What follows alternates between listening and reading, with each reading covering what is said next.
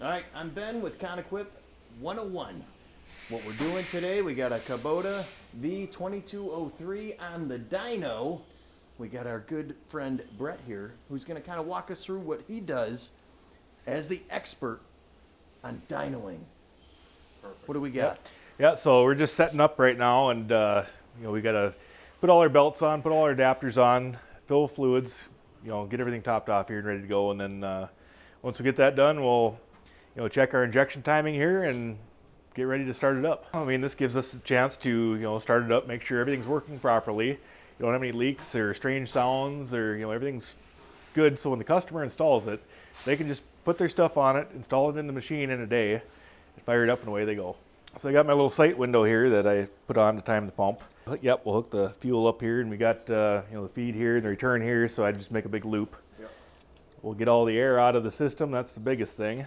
That's the return there, and we do run an electric pump on this too, so we'll just keep going around here. This is the speed control. This has all been rebuilt, and they just leave the nuts loose on here.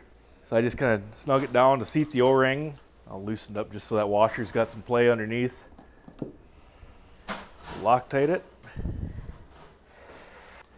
And we just don't want this tight enough where, if we run the throttle up, we don't want it sticking there. So we want it to return on its own. And then you also don't want it loose enough too where the shaft is up down play, then it would cause a leak. So then, like I said, we got to put our speed control on so we can hook our throttle cable up to it, so the dyno will actually control the speed for us. This is an actual throttle out of a Bobcat. We just cut the oil fill off of it.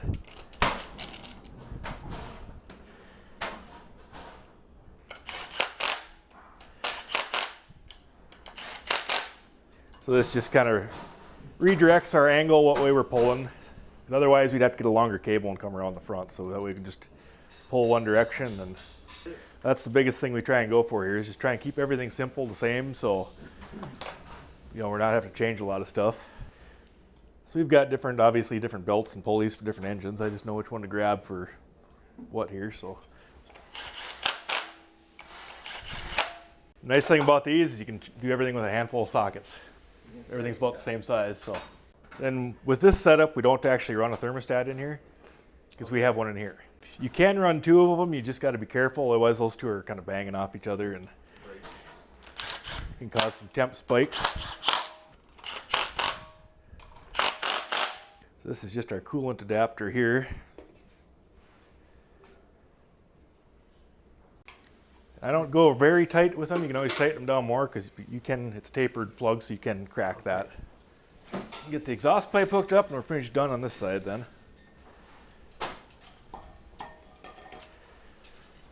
I just go around. I make sure plugs are tight. They always are, but one time you don't check them. Coolant hose is hooked up here, and obviously that's a little different setup than what normal radiator that they'd have in the machine, but we can still do the same thing with it. Fill with water, and that will self-regulate the level on that thing too, so I just got to get it full, and as the thermostat opens, it just keeps filling it and going down the drain. All right, so we'll get some oil topped off in here, and then we're about ready to go.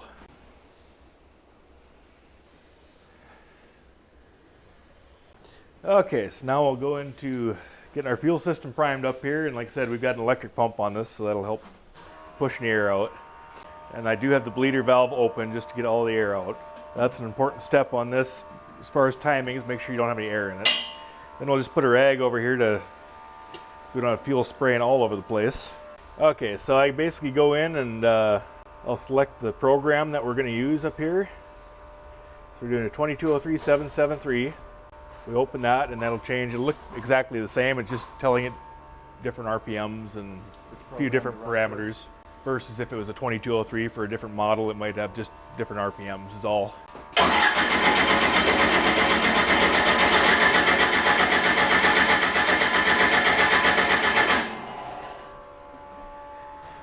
Okay, so on this particular engine, the firing order is going to be 1342. So I'm just going to bump it over, and I'm going to watch fuel coming out of here, figure out where I'm at. When I get back around to 2, then I'm going to start turning it by hand so I can see where I'm at here. So I'm on, just fired on 1, 3, 4, back to 2. So then I'm going to turn the engine over clockwise from the front, and I can just start to see my timing marks come up towards the window here. The machine won't have this particular setup, but I do have this in here, and there's timing marks on the flywheel itself. So I will turn this over now. So I basically get this down so you can see your fuel line, and I'll put basically my fingernail right there so I can have a reference point, and we're already moving. So we're might be a little too far advanced. 3. Try it again. Yeah, we're too far advanced, so we're gonna have to. This be a good time to show how we change the timing on it. So the injection pump itself is trying to fire too early. So with that being said, we're actually going to add a shim under here to raise the pump up, and that will change the timing.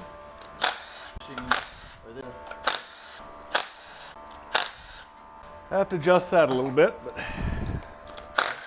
and that exposes our shim. And we always, on this particular one, we just put 1 shim in to start out with. I said other engine machine models that use this engine could use different shims and different timing, however much horsepower they want to run out of it. So, well, see, they've got 3 different thickness shims. Okay. So this one actually, see it there, it's got 2 holes in it, Gotcha. 2 little punches. Yep. So that is the thinnest shim, that's 6/1000ths. Okay. If it's got 1 hole, it's 10/1000ths, no hole is 12/1000ths. And generally 6/1000ths will change it about 1.5 degrees. And now putting this back in is the important part. Because you got this pin right here that's got to lock into your governor, which is right here. There's a couple different ways to do this. You can pull this back, so this is centered up with this notch in the block here that's got to drop in. You can just drop the pump in so it drops right into that. If there's any question on whether that's in that notch or not, you can take the stop plate off and verify. But if you would get it like on the wrong side of that, outside of the governor, it's either not going to start or it's going to run away on you. Oh, really? And you don't want that, so.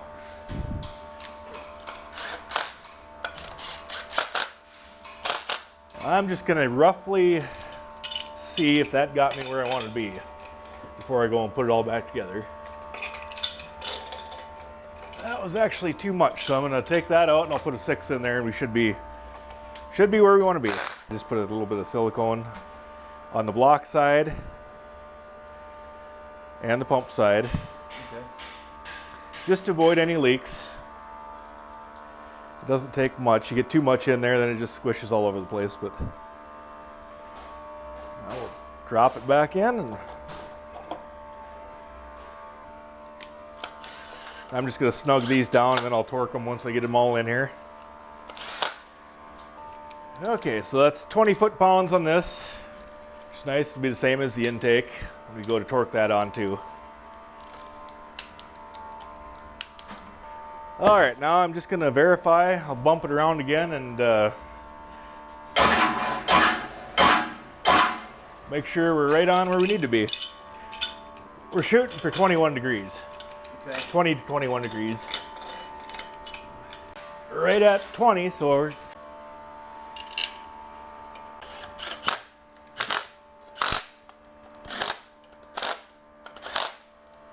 and 20 foot-pounds again.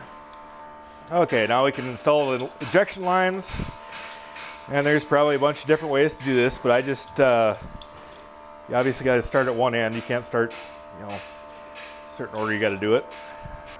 I always start on the bottom here, being they're closer together, and I'll get these started. I'll start at the top and then just work my way down. Sometimes you just got to loosen the clamps up to get the angle you need on it. So these bottom ones down here are generally the hardest ones to get started. Okay, now I'm going to leave the top ones loose up here, and I'm going to spin it over till I get fuel coming out of here. That'll just push the air out and make it a lot easier to start.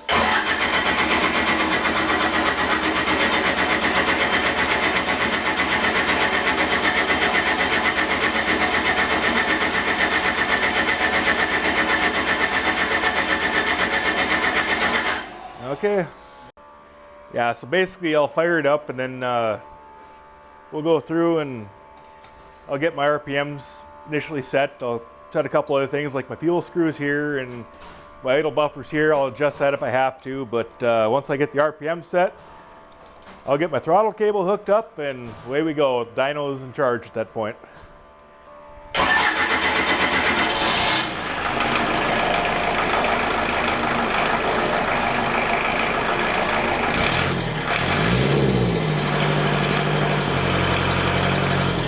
It'll have some air in it for a while, but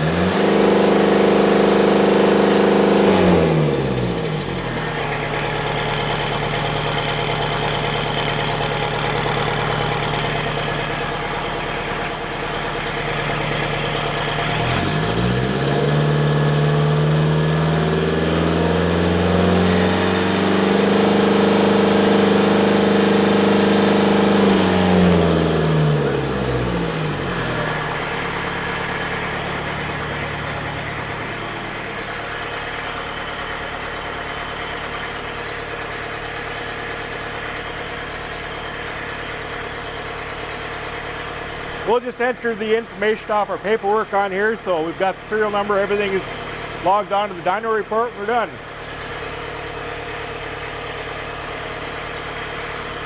So now it'll go through it, it'll warm itself up. Once it gets up to operating temperature, it'll go to the next stage.